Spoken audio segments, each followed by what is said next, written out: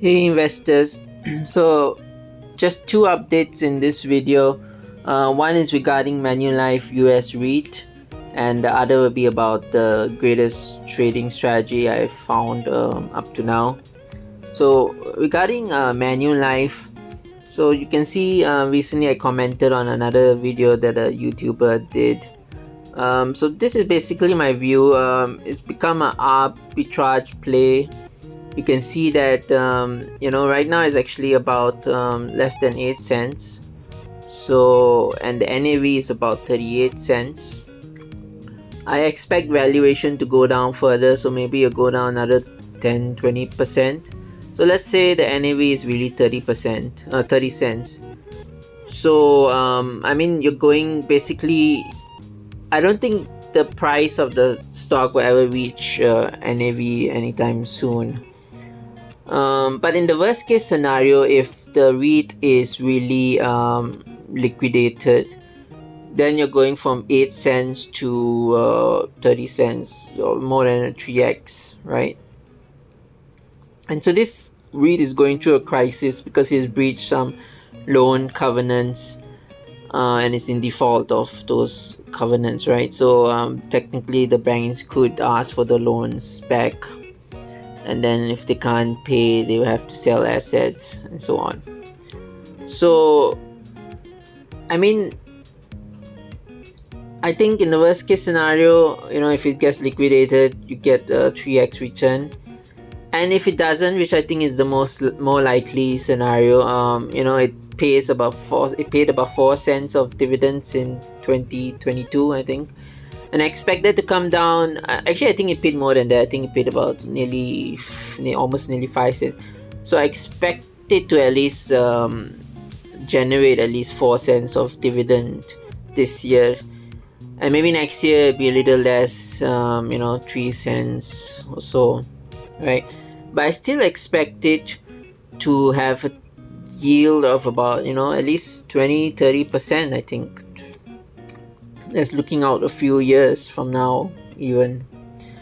So, if you just buy it and hold on to it for the next few years, and if it continues as a going concern, as a functioning REIT, you probably will get at least, I think, 2 or 3 cents of dividend yield. So you're buying it at 8 cents and you're getting 2 or 3 cents of dividend yield. Within a few years, you'll probably cover your cost price. I don't think the stock will plummet much more. It's already plummeted 85% from its high, I think. So I think the downside is limited. You can take a look at the comments the YouTuber had. He's called the Dividend Uncle. He brings up point that it was, the NAV was 70 cents and now it's 38 cents, so the NAV has fallen a lot and it could fall more. And he also brings up the point about the debt. I mean, 80% is hedged, but since the loan covenants are breached, these swaps may not be valid, so they might have to pay a lot more interest. So that will affect the dividend yield. Equity fundraising will dilute distributions as well, and then if they have to sell properties, that will reduce the dividend. But even with all those, I still think it can at least get 15-20% dividend yield. Another YouTuber or another commenter said, the REIT could look to a sponsor to give it loans, maybe, right? But there's a problem with that because I think the sponsor already has the maximum it can get. So you can read the comments here. You can look up the video. I think it's quite a good, useful video. Let me know if you're also looking at Manulife REIT. And even if it's not Manulife REIT, I think the other two of US office REITs listed in Singapore also offer good value. Prime US REIT doesn't have all this drama about breaching loan covenants, and even if the property valuations fall, even if they breach the 50% gearing ratio, I don't think it's going to be the be all and end all for them. They'll probably survive. They've probably will do better than Manulife, because their property seem to be better also, and seem to be holding up much more than Manulife. And then there's another one, Keppel's Pacific Oat. So that too seems to be holding up. So that's the update for Manulife REIT and the US office REITs. So I've been buying. Every time the price falls more, I buy a bit more. I'm thinking of making this into a much bigger position, maybe going in with a big amount as well. So that's why I'm looking into this quite closely. So that's the update on this. So the next update is basically about that so-called best trading strategy that I discovered. So you can see right now that strategy is not doing very well. You can see that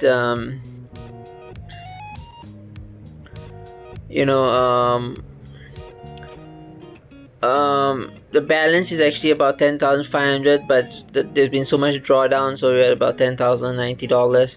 You can see that for the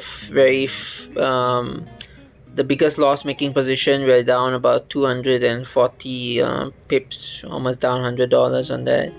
So as the market went down, I kept buying, but all these positions are in the red right now. So you can see that there will be periods of times like this when the market goes through a drawdown, and I think the S&P is only down about 4 or 5%. So that 4 or 5% has cost me about almost $500 here, and I still think that this will definitely recover, so I will get back all that money and probably a little more. But the other thing about this is that while these losses continue, while I hold on to these losing positions, I have to pay a lot of financing charges. So if you look at the activity page, you see I paid $6 of financing charge, so that eats up into the profits. So far I started with about 10,000, so $500 is about pure profit. Even with all these financing charges, sometimes I think you can still make money. Sometimes you also get some of the dividend yield. I saw that another day. So basically we're just making these small little profits, and they add up over time. Right now you can see I have about 1.7 units, so that's quite high. I think I'll probably just go up to maybe 3 units at max. That's my risk tolerance while I'm still trying out this strategy. Let's see how it goes. If the market falls another 5%, I'll probably reach 3 units. But the losses would be quite high. Maybe the losses will reach even a few $1,000s. But those are unrealized losses, and I fully expect to hold on and to come back with all those profits. But there will be times like now when we don't make pure profits, right? We have to pay for financing charges, we have to look at unrealized losses. But overall, I still think this strategy can make money. It's not very time consuming. It's a very straightforward strategy. We're just betting on the S&P 500 going up over the long term, and it's a martingale strategy, and we're not going to take excessive risk such that we are knocked out of the game. So I still think it'll work, and if it works through this turbulent period as well, I'll probably scale it up a bit more. Maybe one day this account could be 100,000, and then I'll just do this martingale strategy on this 100,000. Maybe you can give me about a few $100 a month extra, and it doesn't take a lot of effort. So let's see how that goes. I've not given up on this project by any measure. I still think that it will be profitable over the long term. So another quick update on that. So let me know what you think about these two updates, and thanks for watching, and have a good day.